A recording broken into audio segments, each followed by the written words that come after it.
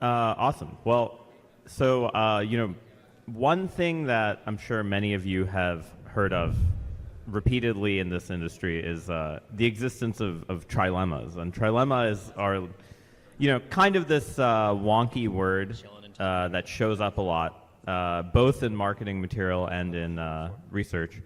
But roughly speaking, a trilemma is some sort of system where you have three properties that you would like to hold true, but unfortunately you can only have 2 out of 3. So, one question is, as DAOs start growing, do DAOs have sort of similar problems that we see in other decentralized systems? And so that's kind of where we'll start. But we'll start with a quote from myself, which is always a faux pas to do in a presentation, but that you might as well do it. Which is, every decentralized system really has a trilemma if you squint enough. I think that suggests that when we look at DAOs, we should probably actually be trying to look for which properties don't actually cohere and how do we kind of design systems around that. So where do trilemmas exist in crypto? Where do they come from? The original trilemma is the CAP theorem from distributed systems. Basically says you want an ideal distributed database, you're not going to be able to get it, and sort of blockchains came about being invented to get around the original sort of CAP trilemma. But in 2015, basically some combination of Vitalik and Gun came up with the scalability trilemma, which I'm sure many of you, especially since you're at the Avalanche Summit, have seen, which is sort of you kind of only get 2 out of 3 of scalability, security, and decentralization. And most recently, we've seen a lot more people focus on trilemmas with regards to bridges, especially as cross-chain bridges have both flourished but also fragmented liquidity at the same time. But yet, as we start to have many, many billion-dollar treasury DAOs, one question is, are there similar trade-offs that we're making when we're designing DAOs?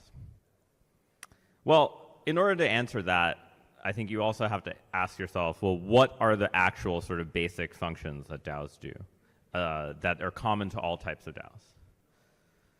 So the first sort of function, I would say, is risk management, and that includes gaming and NFT DAOs.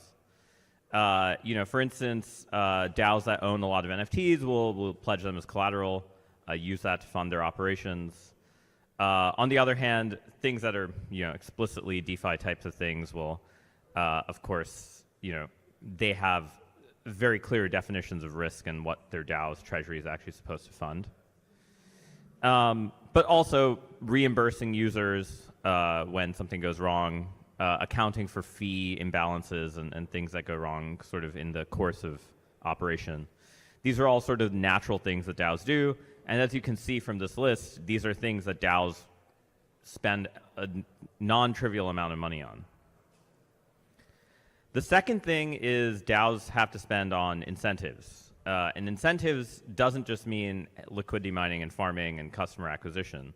It really means 4 rough things. So first, of course, customer acquisition costs, which is yield farming, paying for users. The second is contributor acquisition cost, which is increasingly important. We're starting to see some very large scale kind of like contributor grants going out. The third, and again, probably quite relevant for Avalanche projects, is multi-chain expansion. A lot of DAOs that start on Ethereum, when they expand to another EVM chain, they usually have to spend quite a bit of their treasury on incentivizing growth in the new chain. And the last thing is sort of partnerships between DAOs. And the third function that all DAOs do is treasury diversification, sort of treasury management. And that boils down to the fact that DAOs have liabilities that they have to pay for in other assets than their governance token. Not everyone wants their governance token. And they need to somehow match their liabilities with their assets. But what's more sort of interesting is if you try to analyze, hey, how should a DAO allocate to those 3 functions? They have these treasuries, maybe it's hundreds of millions of dollars. One question you might say is like, hey, can we actually allocate to all three of those sort of optimally? And very roughly going to argue that you can't. You basically effectively have sort of some competing interests from these types of functions, which gives us our trilemma. So first, risk and incentives are sort of not totally aligned. If I suddenly increase the amount that I'm providing in incentives, say farming incentives, I generally in protocols increase the amount of risk. And so these two charts to the right show the percentage of recursive borrowing in Aave and Compound. And you can see sort of, when one price crashed, you suddenly saw significantly less recursive borrowing. That's the top chart going up, which effectively means that, people were taking significantly more leverage when there were more incentives. But on the other hand, if you spend too much on risk prevention, so building an insurance fund, taking fees for the DAO, things like that, you generally lower liquidity. And if you lower liquidity too much, you end up having this kind of deflationary user spiral. Lower liquidity, worse slippage, fewer users, even less liquidity, ... Risk and diversification are also opposed in a lot of ways. So diversification can lower risk, but you usually miss out on market growth and yield in the process. By diversifying stablecoins, you sort of miss out on some of the kind of changes in interest in your protocol from the native token. But also, usually what happens is DAOs liabilities, so say like TVL or total loans, generally grow when the token price grows.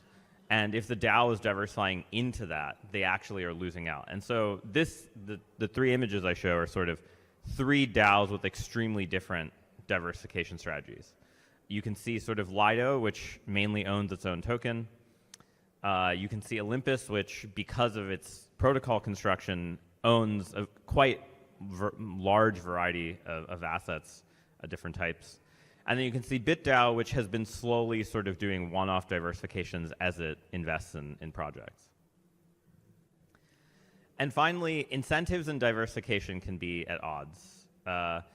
Basically, by paying a lot in incentives, DAOs are significantly less in control of their own liquidity. I guess in the Avalanche ecosystem, we saw this with Wonderland. And effectively, what you find is if a protocol over-diversifies, it can't really acquire new users, can't really pay out incentives. It's hard to incentivize people to want to earn stable coins, at least right now. So you kind of run into this conundrum. So that's really where this trilemma sits. It's that you kind of, every pair of these functions kind of has sort of some sort of thing that doesn't really cohere. So you might say, okay, well, does that mean we like pack it up and say DAOs were a failed experiment? Not really, right? We didn't with blockchains. They sort of replaced these kind of negative results with distributed databases. And one reason for that is that risk, incentives, and diversification are sort of allocation functions that happen at three different timescales. Incentives need to be updated rapidly. Like as protocol usage changes, you may have to significantly change what incentives you provide. Diversification sort of depends on sort of long-term changes to a DAO strategy. And risk spend should be pretty slow, or changes to it should adjust slowly. Effectively, you always want some minimum capital buffer. So in a lot of ways, DAOs sort of they really depend on sort of two main parameters: the time scale at which they're adjusting things, and that's controlled by how slow the governance processes are, and user growth. And depending on how user growth is going, you have to prioritize a different amount to these different kind of functions. So you might say, well, what can you actually do? Well, I think basically there are a few things that DAOs will do over the next couple of years, and we've already seen a lot of DAOs really focus on implementing these. The first is actually having these organization structures define some KPIs. You can't really measure the opportunity cost of spending too much on incentives versus risk if you actually don't have some idea of what that means. And as the meme says, if you don't have to worry about opportunity costs if you didn't actually measure it. Monitoring analytics, so that's kind of what we spent a lot of time on at Gauntlet. And if you're not monitoring kind of these different key variables within these protocols, it's actually really, really hard to figure out how to make these decisions. And I think that's becoming more and more important as these DAOs grow. And finally, really taking advantage of composability. So, unlike traditional companies, DAOs have this amazing ability to do sort of instant partnerships where you can put one DAO's asset in another. And for instance, this is a sort of medium-sized DAO. This is Synthetics' DAO. But you can already see that they've clearly deposited in a large number of protocols. They're holding a bunch of different types of assets. And they've sort of been continuously diversifying over the last 2 years. And taking advantage of this actually is sort of one of the main network effects that DAOs have that normal companies do not. They can actually sort of invest in each other and kind of have sort of a positive sum sort of overall outcome. So what will happen over the next year? There's definitely going to be a lot more in terms of off-chain tooling, especially for KPIs and monitoring. And there really will likely be a lot of DAO-specific protocols that try to help DAOs manage these three functions over time. And that's it.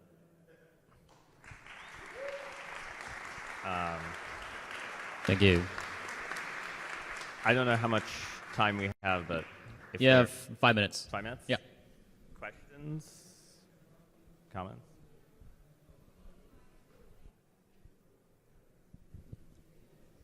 When you were talking about analytics, observability, there was a picture of Ava dashboard of different analytics, and my question is, how do you, when you do risk modeling or other types of analytics, how much do you use on-chain data versus off-chain data? Yeah, that's a great question. So that's very protocol dependent, right? So for something like Aave, there's quite a bit of off-chain data that you have to use because effectively liquidators aren't just liquidating on-chain.